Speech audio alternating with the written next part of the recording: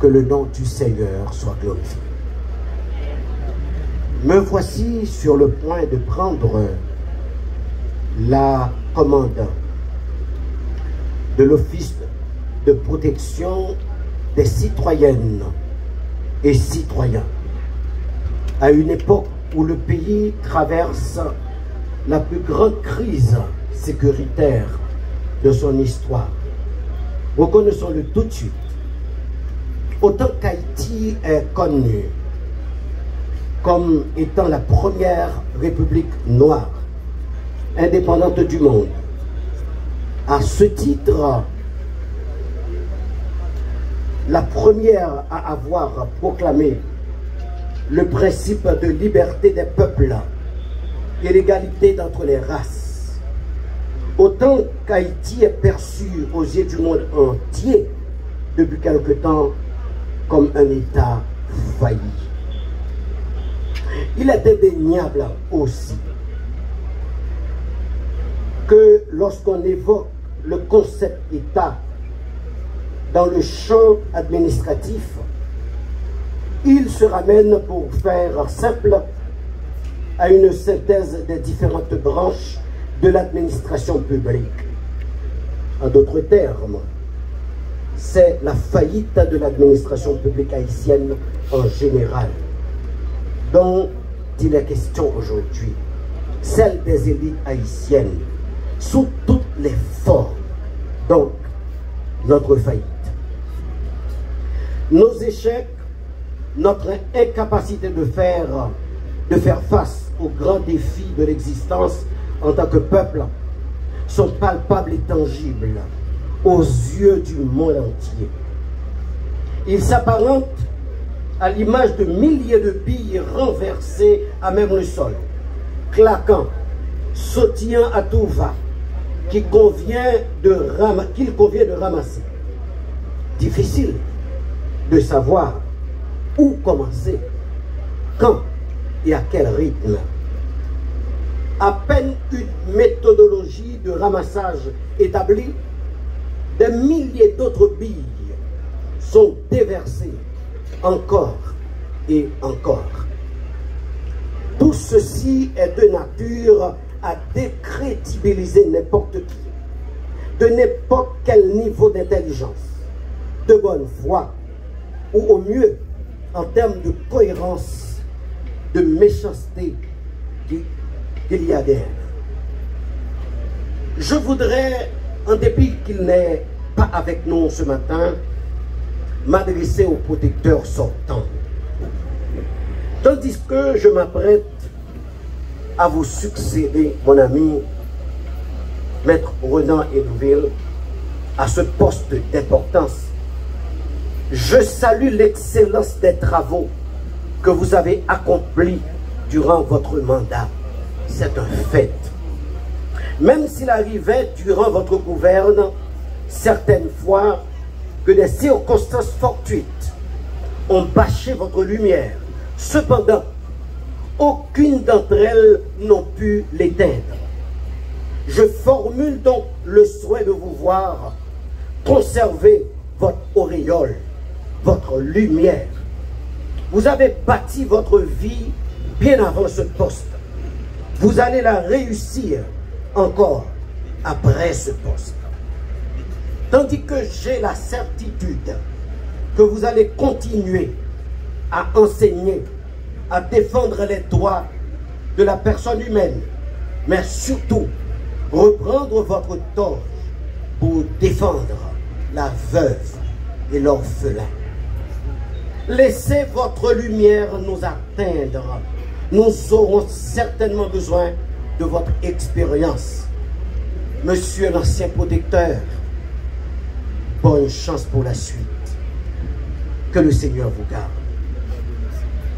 L'occasion m'est échoit de remercier le Conseil présidentiel de transition et la primature d'avoir concouru à ma nomination à ce poste de prestige, où servir encore à travers d'actes concrets d'accompagnement légaux des administrés trop souvent négligés ou victimes de dérives au manquement de l'administration publique et pire encore. J'ai ainsi accepté ce poste parce que, une fois de plus, il me permettra d'aller à la rencontre des victimes. Cette fois-ci, pas en tant que juge, mais en tant que protecteur des droits ou vigie du respect et de l'application des règles de procédure tracées par la loi. Même contre l'État, même contre l'administration publique. Encore une fois, mesdames, messieurs, les membres du Conseil présidentiel de transition, monsieur le Premier ministre, soyez en remerciés. Cette fonction que je m'apprête à remplir ne peut l'être sans le concours ni l'assistance active, dynamique des dizaines d'hommes et de femmes qui composent le service de l'Office de protection du citoyen. Mesdames, messieurs les membres du service, en vos rangs, grades et qualités, c'est avec humilité que j'investis ce rôle. Je compte ardemment sur vous pour mener à bien, dans sa multiple polarité, la réussite, parce que la réussite doit être collective. Je parle même de l'idée d'équipe d'aujourd'hui. Vous venez de changer de coach, mais l'ossature demeure. Direction, mais la bonne.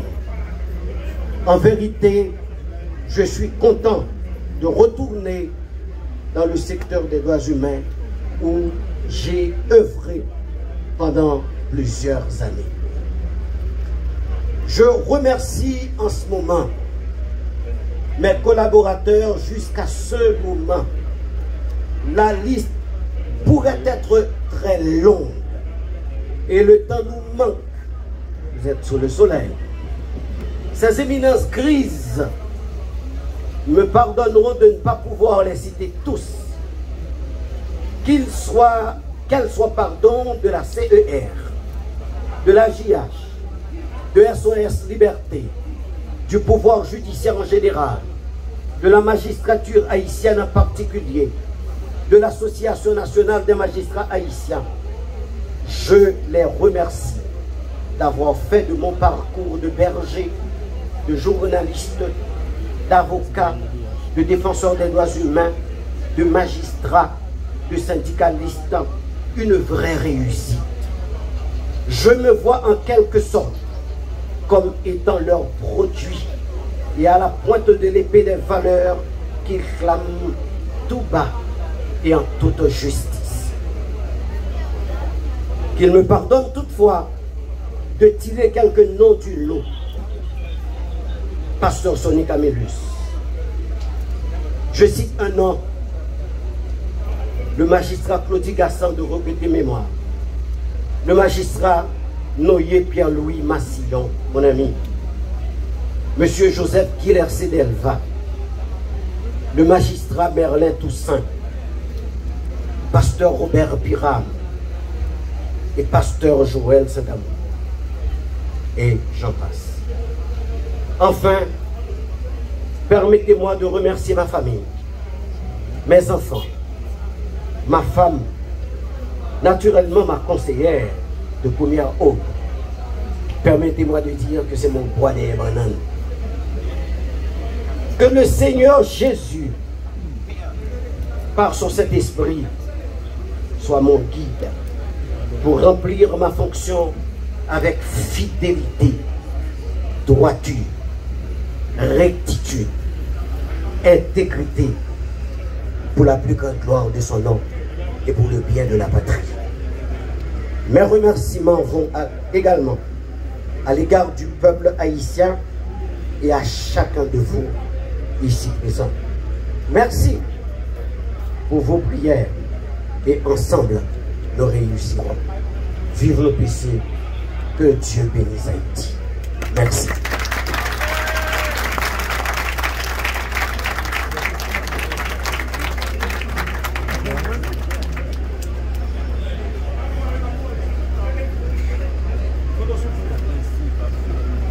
Donc une prise de photo officielle avec le protecteur du citoyen, le magistrat Jean-Wilner Morin.